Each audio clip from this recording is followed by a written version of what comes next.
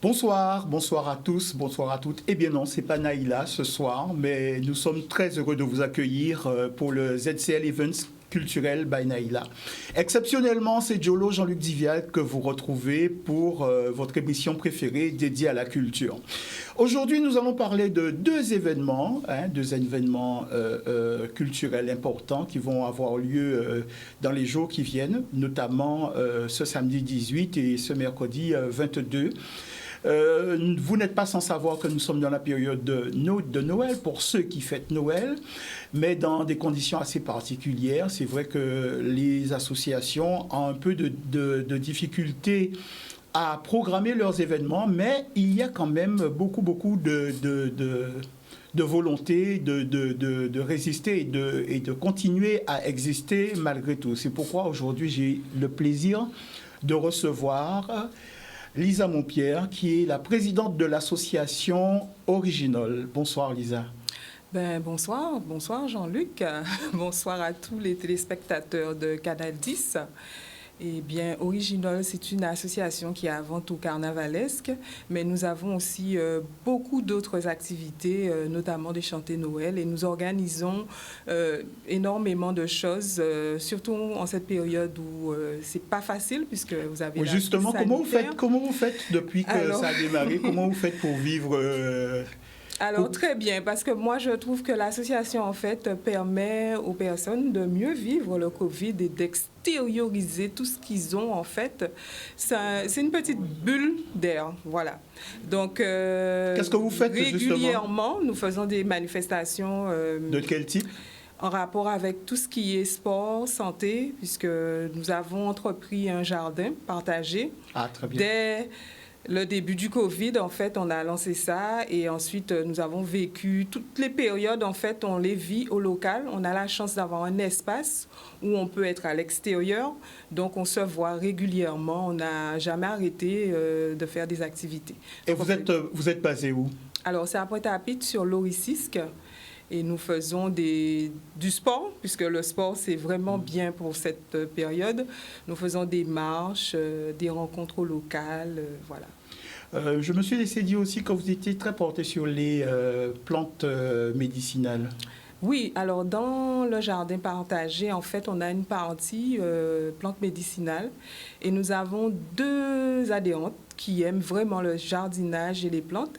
Donc, une fois par mois, on présente 2 plantes médicinales. Alors, l'idée, c'est de reconnaître la plante, connaître ses vertus. Et justement, samedi, on a un atelier sur les plantes, en fait, les bains de feuillage, comme on faisait avant. Donc, comment faire, quelle plante utiliser, par exemple, pour un bain, pour un bébé, pour la détente, bain démarré aussi. Et puis voilà. Donc, c'est une vraie éducation populaire que vous proposez à vos adhérents. Oui, ça peut être aussi avec des gens de l'extérieur, mais vu le contexte, on ne prend pas beaucoup de personnes. C'est très limité. D'accord, voilà. très bien. Alors, je me suis laissé dire quand même que les activités d'Original, ce n'est pas uniquement le carnaval, c'est autour aussi de la Noël. Donc, est-ce que tu peux nous dire en quelques lignes ce que vous avez prévu en ce mois de décembre? Alors, Noël, ça a démarré pour nous depuis, je dirais, fin novembre, puisque nous avons un petit groupe de chanter Noël. Donc, on a commencé les répétitions quand même.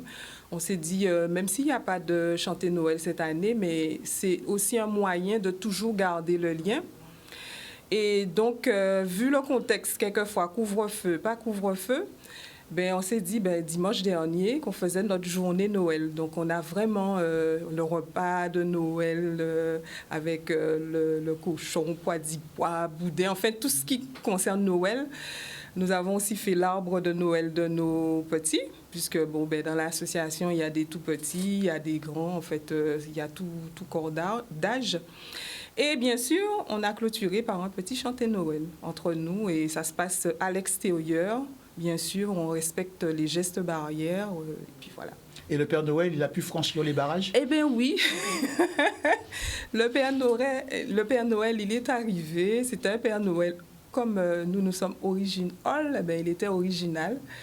Pas un Père Noël comme ceux dont on a l'habitude de voir. Et je le remercie justement, monsieur le Papa Noël, pour sa contribution.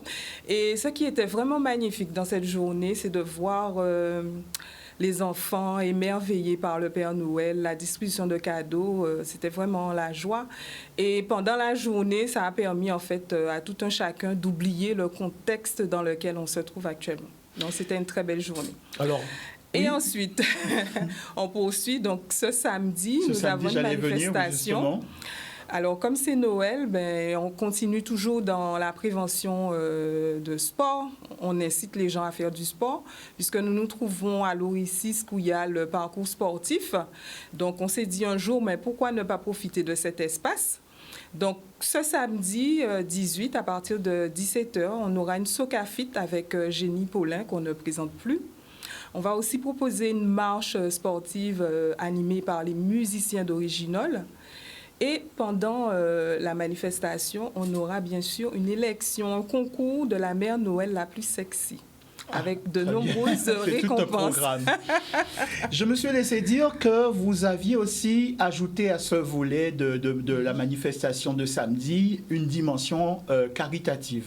Est-ce que tu peux nous en dire plus? Alors, en fait, on s'est rendu compte que on reçoit tous des WhatsApp, des vidéos, en fait. Et il y a vraiment un cri de détresse de certaines personnes qui, depuis plusieurs mois, ils n'ont pas perçu de salaire. Soit ils sont en grève. Il y a des sociétés qui font grève. Soit ils ont été, pas licenciés, mais arrêtés. Donc, on s'est dit, pourquoi ne pas associer tout cela à notre manifestation? Donc, on demande à tout un chacun de faire un don, mais de produits non périssables, c'est de denrées alimentaires plus précisément. Et dès 16h, on pourra recueillir les dons. Et en fait, après, l'idée, ce serait de distribuer ces dons en nature à certaines personnes qui, malheureusement, vont passer des moments très difficiles. Surtout que c'est la période de Noël, et Noël, normalement, c'est du partage, voilà. Donc certains membres de l'association sont frappés par, justement, ces interruptions de professionnels? Pour l'instant, non, pas à ma connaissance, mais nous avons d'autres personnes qui sont dans la périphérie pointoise même? Oui, dans la périphérie pointoise, ou soit des sociétés que nous connaissons, des sociétés qui ont eu, par exemple, l'occasion de travailler avec nous, où ces personnes se retrouvent dans des situations pas très confortables. Donc, le rendez-vous, c'est samedi, on va le rappeler? C'est samedi 18, donc pendant la manifestation de Socafit de sport. Donc, à partir de 16h, on va recueillir tout ce qu'on peut donner. Je sais que les gens en Guadeloupe sont super solidaires et généreux, souvent pour des pays qui sont à l'extérieur. Donc là, c'est l'occasion de donner, mais pour nos frères de Guadeloupe. Donc, on vous attend. Ça peut être du riz, des pâtes, en fait, des denrées non périssables. Voilà. Y a-t-il un numéro de téléphone où on peut vous joindre, justement? Alors, vous pouvez nous joindre pour la manifestation ou pour les dons au 0690 62 95 38. Je répète, faut le répéter, 0690 62 95 38. Très bien. Une dernière question. Comment Original envisage le carnaval 2022? Vous avez des pistes, ou alors est-ce que vous allez circonscrire l'affaire au quartier, ou bien vous, dans votre tête, vous êtes prêt à faire le carnaval comme autrefois, comme avant la crise? Malheureusement, pour l'instant, on n'a pas de piste véritable. Nous, on s'est toujours dit, si on ne peut pas aller dans les rues, on fera comme l'année dernière, puisque l'année dernière, nous sommes restés au local, et comme j'ai expliqué, on a beaucoup d'espace. Donc, on venait avec des thèmes chaque dimanche, et puis déguisés, et puis on faisait le tour du local, en fait. Et souvent, dans les vidéos, les gens pensaient qu'on était à l'extérieur, mais on était dans notre local, et on a très bien vécu le carnaval. Donc, le groupe, en fait, ne s'est jamais arrêté. Et on continue. Et si l'occasion se présente, en 2022, on fera pareil. Très bien. Très bien. Voilà. Lisa, on te remercie pour cette belle présentation, et longue vie au groupe Original. Je rappelle que le rendez-vous, c'est samedi 18. Pour faire une opération, participer à cette opération caritative. Ce sont nos parents, ce sont nos frères, ce sont nos sœurs qui sont dans ces difficultés. Donc, il ne faut pas hésiter à à donner de sa personne un paquet de pâtes ou un sachet de riz, ça peut combler, vraiment faire le bonheur de beaucoup de nos familles. Nous allons rappeler encore le numéro de téléphone. Alors, le 0690 62 95 38. Et je répète, 0690 62 95 38.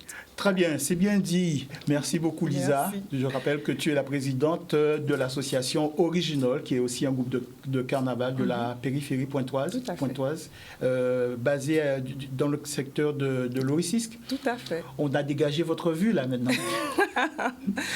Tout à fait, mais bon. Ça fait un changement. Oui. Merci. Donc, on fait une pause juste et on revient pour le deuxième sujet. Bien, nous voici de retour pour la suite du ZCL Events culturel. Après avoir rencontré l'association Original, nous allons introduire le deuxième sujet. Nous sommes dans la période de Noël. C'est vrai que beaucoup d'entre vous pensent à voir Noël autrement, en tout cas à le vivre autrement.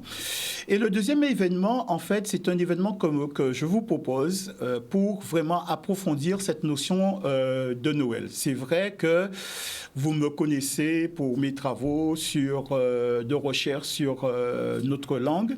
Et souvent, on se demande, mais à quoi ça peut servir d'étudier une langue de façon aussi approfondie ?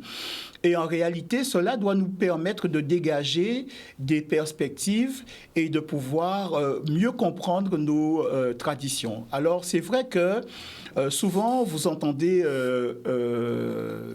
deux points de vue. Alors, ceux qui considèrent que notre langue, eh bien, elle s'est construite ici en Guadeloupe et qu'elle est d'origine française. Seulement, voilà, avec cette approche, souvent, on n'arrive pas à mieux comprendre nos traditions. Et puis, vous savez qu'il y a une autre approche qui dispose que notre langue, eh bien, elle est d'origine africaine et qu'elle a bien évidemment intégré un lexique français. Cela est tout à fait naturel. C'est la thèse que je défends. Pourquoi ? Parce qu'à partir du moment où deux peuples se rencontrent, la première chose qu'ils échangent, c'est du vocabulaire. Donc notre langue n'a pas d'apport français, elle a par contre des emprunts, elle a emprunté beaucoup à la langue. Et donc si nous voulons retrouver la langue source qui a donné naissance à la culture que nous partageons tous, nous avons un premier devoir, c'est justement de considérer les mots qui sont susceptibles d'être à la source de notre langue. Donc, ça veut dire que tous les emprunts qui peuvent provenir des langues comme le français ou bien des langues amérindiennes, c'est en les écartant de notre domaine de recherche qu'on peut retrouver la source. Vous savez qu'aucun peuple n'attend sur un autre pour savoir comment désigner le soleil, la lune, la terre. Et donc, dans ces mots d'origine, vous pouvez retrouver, en les comparant avec d'autres langues, vous pouvez retrouver vraiment l'origine de cette langue. Et donc, mieux comprendre sa structure, mieux comprendre son étymologie. Et avec tout cela, eh bien, on peut reconstruire vraiment la base de nos traditions. Alors, je dis ça à dessein puisqu'en fait, aujourd'hui, nous allons parler de Noël. La conférence que je vous propose de découvrir aura lieu le mercredi 22. Et là, nous allons analyser les éléments qui tournent autour de la fête de Noël et surtout nous attacher à étudier leur symbolique. Alors, qu'il s'agisse des éléments qui proviennent de l'Europe ou qui proviennent de l'Afrique, on s'aperçoit en fait qu'il y a eu une source commune à un moment et que ces éléments ont divergé, mais que dans le fond, nous, si nous avons notre façon de faire Noël avec le repas de Noël tel que nous le concevons et qui est différent de ceux de la façon dont cela se pratique par exemple en France, c'est qu'il y a des une conservation d'éléments culturels qui se sont perdus dans la nuit des temps quand ces éléments ont abordé d'autres continents. Alors, je vous ai préparé un petit film qui va vous permettre un peu de comprendre le contenu de ce que nous allons vous proposer dans cette conférence qui va avoir lieu mercredi prochain. On y va pour le film.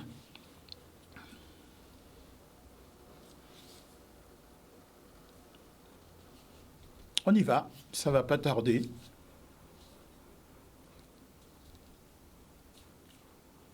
Oui, alors, il s'agit d'une conférence en Zoom qui va avoir lieu le 22 décembre 2021.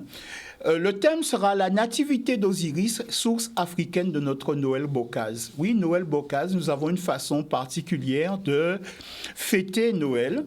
Et donc, il s'agit pour nous de comprendre la symbolique de Noël. Et pour cela, il faut étudier notre langue dans son contexte africain, étudier les mythes anciens de l'Afrique, faire une étude comparée du lexique de notre langue et celui des langues africaines modernes et anciennes, et cela va nous permettre de reconstruire le corpus culturel de nos traditions.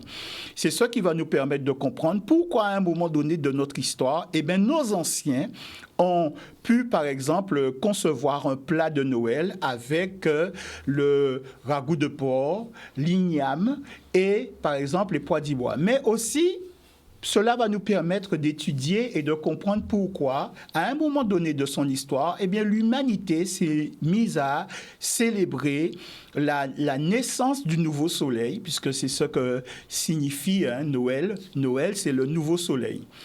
Donc, nous allons vous présenter ce soir quelques éléments qui vont faire aussi un peu une espèce de réminiscence, un souvenir par rapport à notre façon de fêter Noël.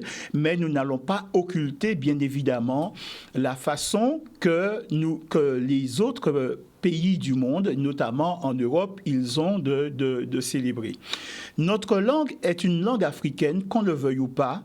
Celui qui conteste ce fait, qu'il prenne la craie et qu'il aille au tableau, puisque c'est dans le contexte africain que nos mots trouvent leur étymologie. Je le dis bien, une fois que nous avons fait abstraction des emprunts faits aux langues périphériques, aux langues que nos anciens ont croisées, à savoir le français, les langues européennes et surtout les langues amérindiennes, puisqu'on prétend aussi qu'il y a des apports. Mais en fait, il n'y a pas d'apport, il y a des emprunts. C'est un phénomène qui est naturel à toutes les langues. Il n'y a pas de fête de Noël sans naissance de la civilisation. Donc, pour mieux comprendre Noël, il faut s'intéresser à comment naissent les civilisations. Et les civilisations naissent avec justement ce qu'on appelle les héros culturels. Alors ici, vous avez des images. Ici, Osiris en Afrique, c'est le plus connu. Vous avez aussi le Nomo, ça c'est surtout chez les Dogons au Mali.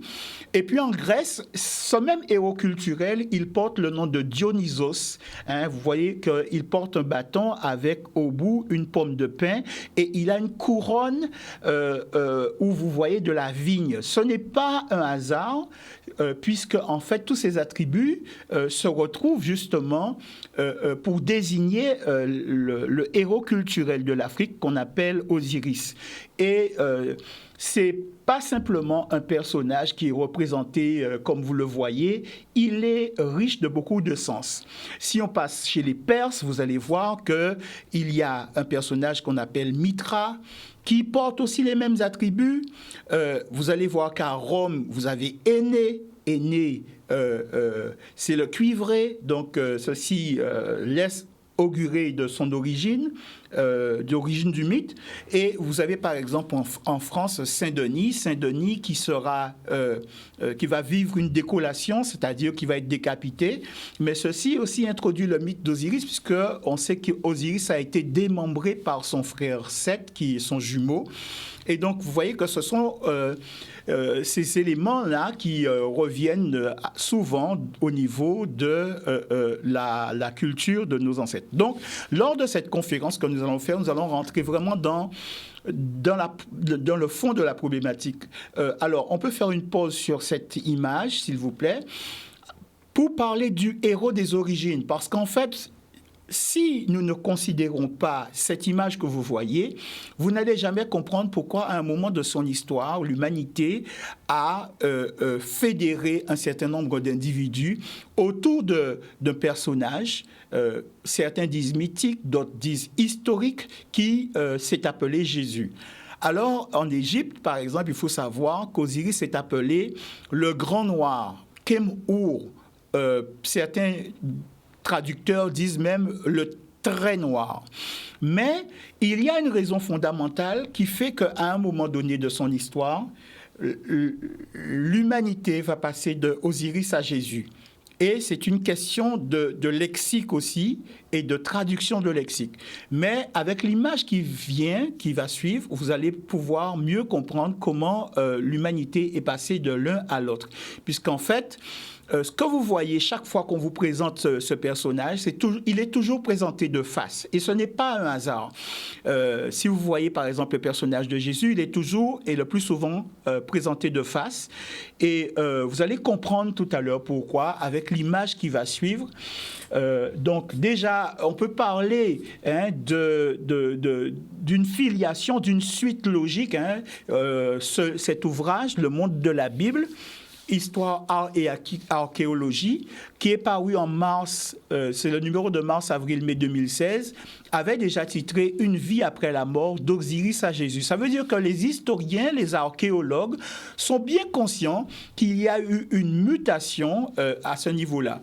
Et voyez bien comment le scribe égyptien écrit le nom d'Osiris. Sur votre droite, vous allez voir qu'il y a un œil, un trône et le sémanthème, c'est-à-dire le thème de la divinité, où vous voyez qu'une divinité est assise, ça veut dire qu'elle est stable, qu'elle est éternelle.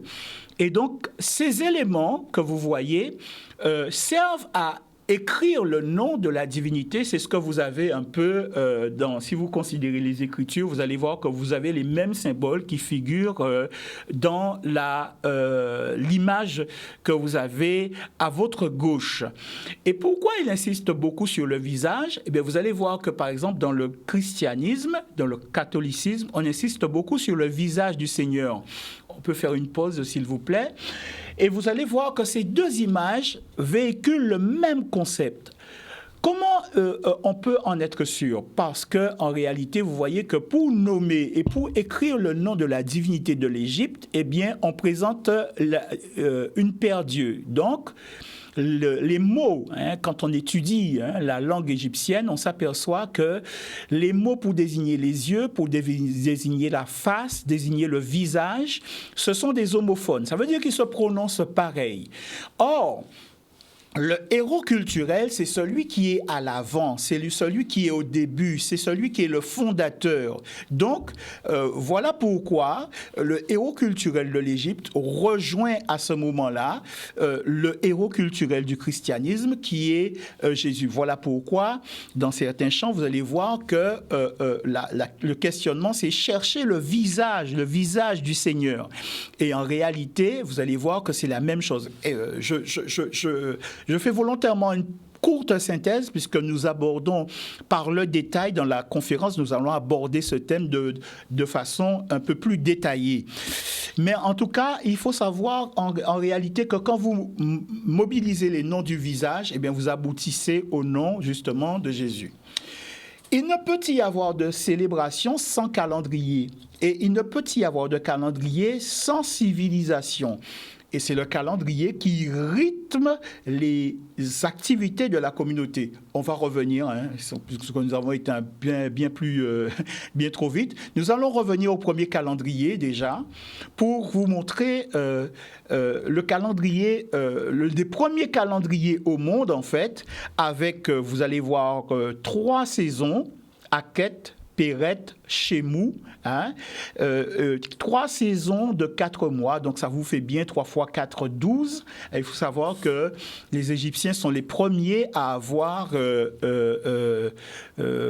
établi un calendrier fondé sur une année de 365 jours, un quart. Et justement, pour expliquer qu'on passe d'un calendrier de 360 jours à 365 jours, eh bien, ils vont avoir recours au mythe pour expliquer pourquoi on a dû rajouter 5 jours. Et ces 5 jours sont appelés 5 jours épagomènes. Et ces jours-là sont dédiés justement à la naissance, le premier jour, le 25, d'Osiris et de ses frères. Hein.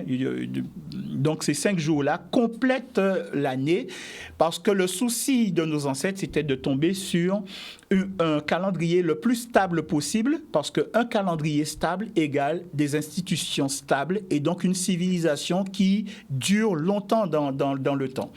Donc, vous pouvez avoir, avec cette image, on va faire une pause, le calendrier égyptien, ici avec les saisons. Alors, c'est ce qu'on appelle le zodiaque de Dendera, puisqu'il a été pris par les soldats de Napoléon à une époque dans une zone qui s'appelle Dendera. Si vous voulez voir ce zodiaque aujourd'hui, il vous faut aller au musée du Louvre. Alors, à quelle période me diriez-vous que nous nous situons aujourd'hui ? Nous nous situons justement à la frontière entre le mois de Khoiak, qui est le mois des purifications. Hein. Il commence justement avec la fête de Ouag, qui est aujourd'hui devenue la fête de la Toussaint. Il faut savoir que cette fête est une fête bien plus ancienne que la Toussaint chrétienne, puisque la Toussaint n'a pas été fêtée dans le monde chrétien avant le 8e siècle. Et nous sommes à la frontière entre le mois de Khoiak, qui est le mois des purifications. Voilà pourquoi il y a un certain nombre de rites autour de la purification dans nos traditions, et le mois de Tibi qui marque la renaissance. Il faut savoir en réalité que nous sommes dans le cycle de la vie. Alors, bien évidemment, dans la conférence, nous allons aborder ces aspects de façon plus détaillée. Ici, nous n'en faisons qu'une synthèse. Nous continuons et pour aborder Noël. Et vous verrez que c'est une fête, à l'origine, une fête païenne. Ce n'est pas une fête que les chrétiens ont adoptée dès le départ. C'est une fête qu'ils ont appris à célébrer.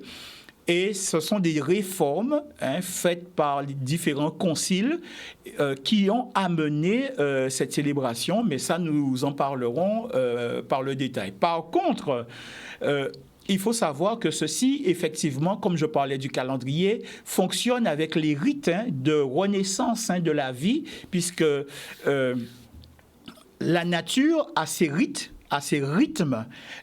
Vous avez vu qu'il y a 3 grandes saisons en Égypte. Eh bien, il y a la saison de l'inondation. Après, c'est la saison où on va planter, où les plantes vont commencer à émerger de la terre. Et ensuite, il y aura encore une autre saison où ce sera la moisson. Donc, cela veut dire que l'humanité célèbre toujours ces rites agraires que ses ancêtres célébraient depuis la préhistoire et au début des grandes civilisations. Nous n'en avons pas forcément conscience, mais tout ce qui tourne autour de Noël repose justement sur ces éléments et nous allons justement nous en ouvrir avec vous de façon plus détaillée. Alors, que pouvons-nous dire du Noël en Europe ? Vous savez à peu près sur quels éléments tout ceci repose. Nous allons juste commenter quelques images, même si dans la conférence de mercredi prochain, nous allons vraiment entrer dans le détail et vous expliquer en quoi cela rejoint la tradition africaine. Donc, vous voyez que quand on dit Noël, vous pensez au sapin, aux boules, aux guirlandes du sapin et aux cadeaux au pied de cet arbre. Mais pourquoi avoir choisi le sapin ? C'est ce que nous allons vous expliquer. Pourquoi il y a des cadeaux et des cadeaux en grande quantité ? Pourquoi il y a les boules ? Tout ceci, nous n'avons pas l'explication. Et c'est ce que nous proposons de vous expliquer par le détail mercredi à partir de 19h. Donc, bien évidemment, il y a toute la déco de Noël. Vous voyez que quand même, il y a beaucoup de lumière ici. Ce n'est pas le fait du hasard, puisque nous savons que les Romains, déjà, célébraient ce qu'on appelait le Sol Invictus, c'est-à-dire le soleil invaincu, c'est-à-dire le retour, la victoire de la lumière sur les ténèbres. Et ceci n'est pas étranger au thème développé, par exemple, dans la Bible. Mais il faut savoir que tout ceci a une antériorité, et cette antériorité, nous allons la reprendre avec vous, bien évidemment. Évidemment, on ne peut pas ne pas parler du repas de Noël. Vous allez voir que ici, cela tourne beaucoup autour de la volaille. Ce n'est pas le fruit du hasard, donc nous allons expliquer en quoi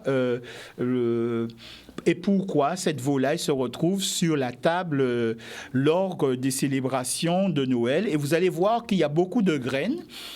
Il faut aussi savoir pourquoi cette bûche se retrouve dans le rite chrétien, le repas de Noël. Ce n'est pas un hasard. Tout ceci est lié à la Renaissance et aussi à l'avènement de la civilisation, mais nous vous expliquerons aussi tout cela par le détail.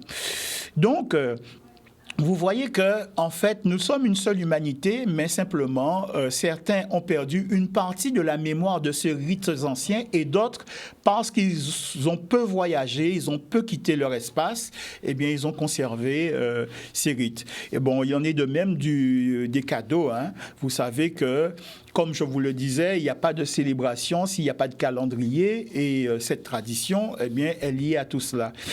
Vous saurez aussi pourquoi on offre des dragées et on offre aussi des pralines. Alors ici, vous avez de beaux dragées, mais ceci, ce n'est pas le fait du hasard, c'est lié aussi à la spiritualité.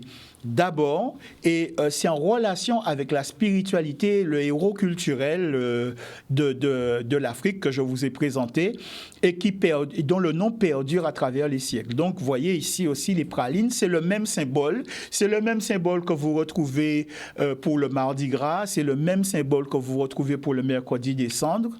Nous vous expliquerons tout ceci en temps et en heure. Donc, n'oubliez pas de vous connecter ce mercredi qui vient. Le Père Noël est un inconnu bien connu. Pourquoi on peut dire que c'est un inconnu bien connu ? Nous ne savons rien de lui, d'où il vient, où il habite, est-ce qu'il a une famille, est-ce qu'il a une épouse, on ne le sait pas. Et c'est tout à fait normal, quand nous vous expliquerons pourquoi, vous comprendrez pourquoi les héros culturels souvent sont d'origine inconnue. On ne sait pas comment ils se manifestent en premier lieu. Ce qu'on sait par contre, c'est que la légende fait référence à Saint-Nicolas. Saint-Nicolas qui est représenté sous différents aspects et on prétend que justement, ce Saint-Nicolas, eh bien, c'est celui qui a donné naissance au Père Noël. Sachez que sans les mythes et sans la culture égyptienne, il n'y aurait aucune chance que ce Père Noël ou ce Saint-Nicolas soit habillé de blanc et de rouge. Mais ça, nous vous l'expliquerons dans le cadre de cette conférence. Donc, n'hésitez surtout pas à vous connecter. Nous vous recommuniquerons l'adresse et les coordonnées de cette conférence Zoom qui aura lieu mercredi 22 à 19h. Nous allons justement poursuivre notre étude. Parce que, en fait, vous allez voir en quoi on peut parler du Père de la multitude, puisque vous savez très bien que la vocation du Père Noël, c'est de distribuer en quantité indéfinie des cadeaux. Et ceci nous permet d'identifier quelle est la divinité antique qui se cache derrière cette image du Père Noël dont nous allons vous parler. Le traîneau, ce n'est pas un hasard, parce que depuis, la technologie a beaucoup évolué. Pourtant, il n'arrive ni en TGV, ni en avion, ni en hélicoptère, mais toujours sur un traîneau. Le traîneau a son sens. Nous pouvons aussi parler du pilier. Comment on passe de ce pilier qui symbolise justement la colonne vertébrale d'Osiris et qui est un rite de renaissance, comment on passe de cela au sapin ? Eh bien, nous allons nous en ouvrir avec vous et vous verrez qu'il y a une relation étroite. Déjà, c'est l'histoire de la nature. C'est l'idée que la nature est éternelle et qu'elle se régénère parce que vous voyez que ce sapin, il reste toujours vert toute l'année, mais il a une origine. Et vous allez voir que cette origine, c'est en Afrique le palmier raffia qui joue exactement la même fonction. Mais nous allons mobiliser les mots et vous verrez que ceci est lié à l'univers, mais c'est lié aussi à nos traditions ici en Guadeloupe parce que quand je vais mobiliser le nom, vous verrez que ça touche directement les éléments culturels que nous développons lors de la nuit de Noël. Donc, il y a une raison aussi fondamentale. c'est que eh bien, ce palmier raffia, il développe aussi des pommes, un fruit dans lequel il y a énormément de graines. Et ce fruit-là n'est pas sans rappeler le fruit du sapin. Oui, cela laisse à comprendre que quand nos ancêtres ont quitté l'Afrique et se sont rendus en Europe, eh bien, ils ont fait justement une transposition de ce palmier raffia jusqu'au sapin. Et nous vous expliquerons pourquoi et nous vous présenterons des éléments qui vous permettront vraiment de comprendre en quoi ces éléments sont intimement liés et touchent au premier niveau vraiment de la spiritualité des êtres humains, on va dire, des êtres humains. Parce que ceci, on ne le retrouve pas uniquement dans le christianisme ou dans la tradition ancestrale africaine. C'est beaucoup plus répandu, sauf que nous n'en avons pas conscience. On pourra dire aussi quelque chose des décorations de Noël. Ici, nous sommes en Guadeloupe. Il faut féliciter ces artistes qui prennent vraiment le temps de nous offrir de belles décorations. Mais c'est aussi une fête de la lumière, comme je vous le disais, et nous expliquerons pourquoi. Cette fête de la lumière, c'est la victoire de la lumière sur les ténèbres. Et voilà encore une autre belle représentation de ce que peuvent faire les artistes quand ils se donnent les moyens de rivaliser, de créativité pour nous offrir les plus belles décorations qu'on peut retrouver à Noël.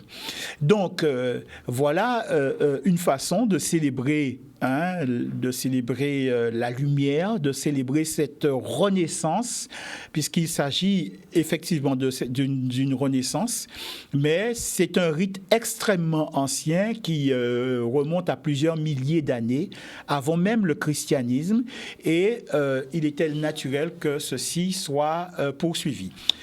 Maintenant, nous allons aborder aussi la question de Noël en Guadeloupe et voir par le menu pourquoi nous en sommes arrivés là. Alors, on va parler des panégyriques de Noël. Panégyrique, c'est un mot qui veut dire le rassemblement de tout le peuple. Oui, le rassemblement de tout le peuple, c'est des grands moments qui, depuis l'Égypte, existaient, où on rassemble le peuple, mais c'est une forme aussi de purification, où on expurge la communauté des troubles, des difficultés qu'elle a pu rencontrer. Et donc, chez nous, cela prend la forme du chanter Noël. Alors, les anciens, il faut savoir qu'ils ne disaient pas chanter Noël. Le plus souvent, ils disaient chanter crèche. Oui, on chantait la crèche.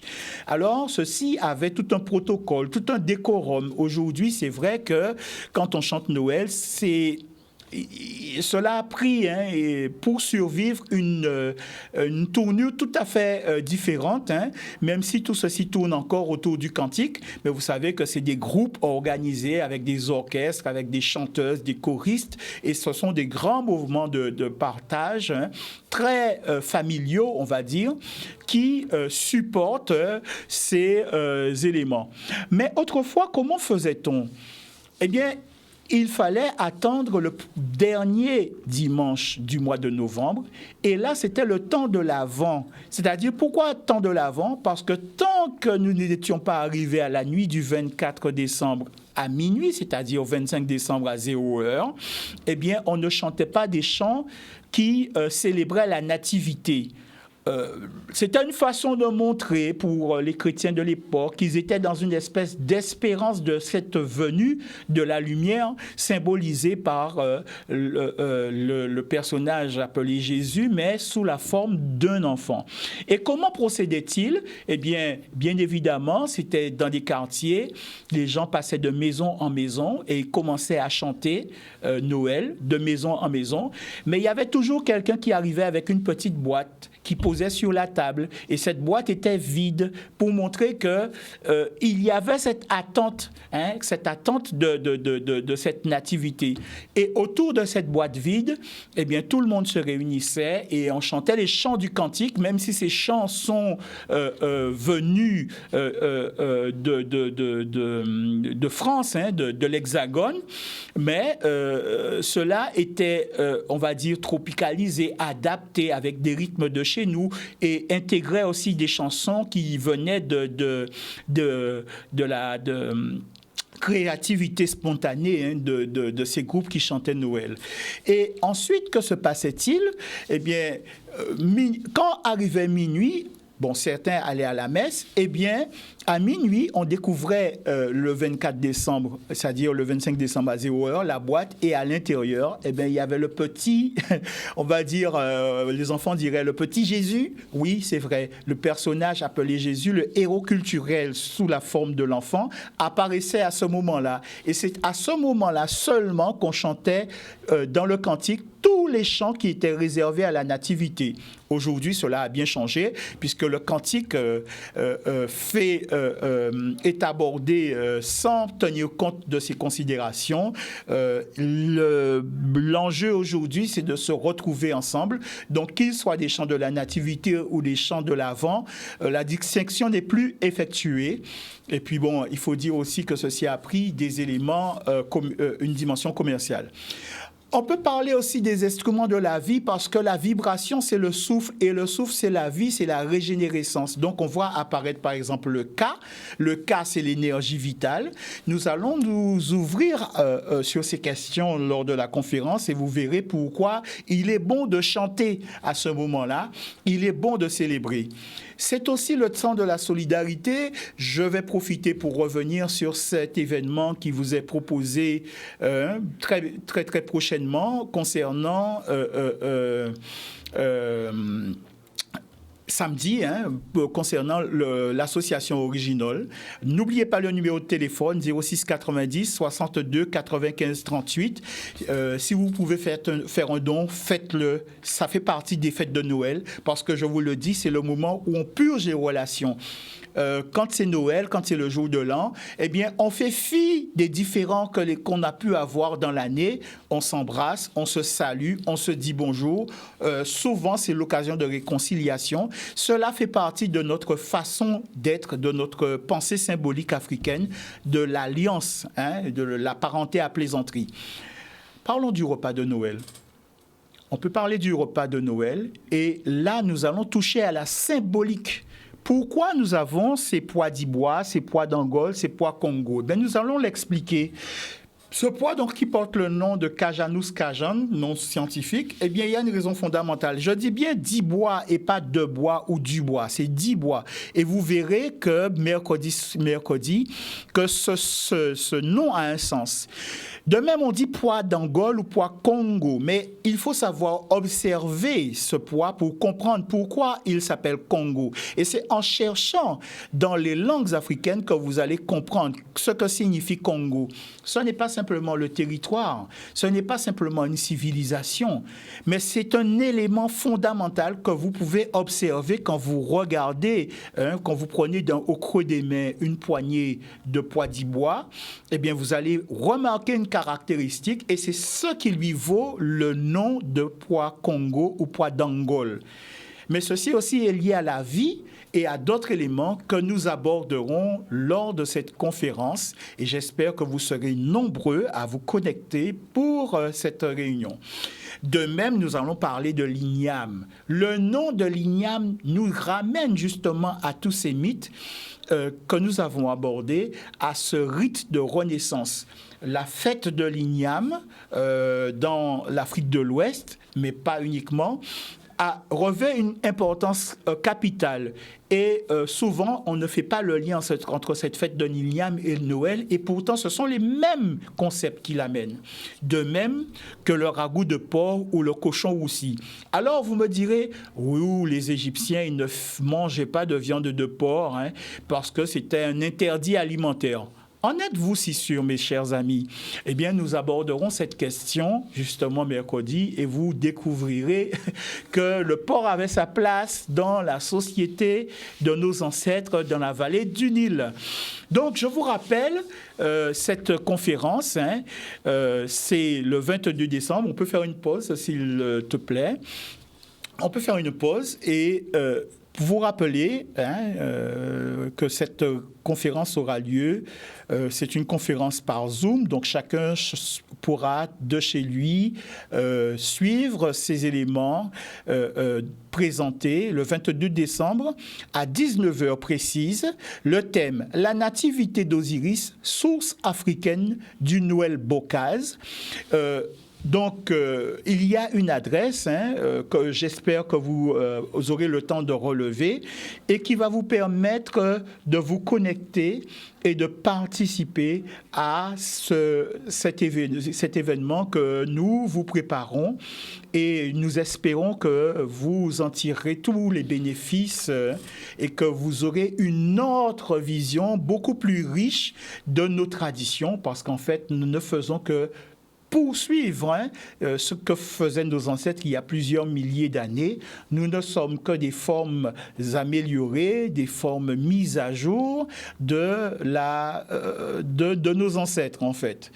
Et donc, le rendez-vous, j'espère que vous y serez nombreux. Alors, c'est tout ce qu'on pouvait dire pour cette conférence. J'espère que cette courte présentation succincte, qui est sous forme de synthèse, vous aura plu. Donc, je vous donne rendez-vous pour ça mercredi. On peut dire encore beaucoup de choses concernant la Noël. C'est un temps où la population se retrouve. Et ce sont des moments où l'énergie de notre peuple se retrouve. Après tout ce que nous avons pu connaître comme période difficile, des confinements, beaucoup d'entre nous avons perdu des proches. Il est bon quand même que nous puissions nous retrouver et que nous puissions redémarrer, parce que la vie, malgré tout, doit continuer. Nos ancêtres nous ont montré l'exemple. Après tout ce qu'ils ont traversé depuis leur arrivée en 1643 sur notre territoire, ils ont connu les pires tribulations, les pires persécutions, et ils ont tenu bon. Ils ont toujours conservé un moral d'enfer, et qui nous a permis, nous, d'être ici. Le meilleur hommage que nous puissions leur rendre, c'est d'avoir cette volonté de continuer et d'être dans une logique de perpétuation de la vie. Voilà. Et ceci, pour mieux le comprendre, pour mieux nous enrichir, passe par justement, comme je vous le disais, un apprentissage plus approfondi de notre langue. Alors, j'espère aussi que mercredi, vous viendrez aussi, vous n'hésiterez pas à poser vos questions. Vous savez, le principe chez nous, il est tout simple. Il n'y a pas de questions bêtes, il n'y a pas de questions taboues, et nous pouvons nous enrichir les uns des autres. Les questions qui sont celles des uns enrichissent la connaissance des autres. Donc, c'est ensemble, c'est notre mode que nous avons hérité de nos lointains ancêtres, qui est fondé sur la solidarité et le partage. Et s'il y a un moment dans l'année où nous pouvons vivre cette solidarité, c'est bien cette période de Noël.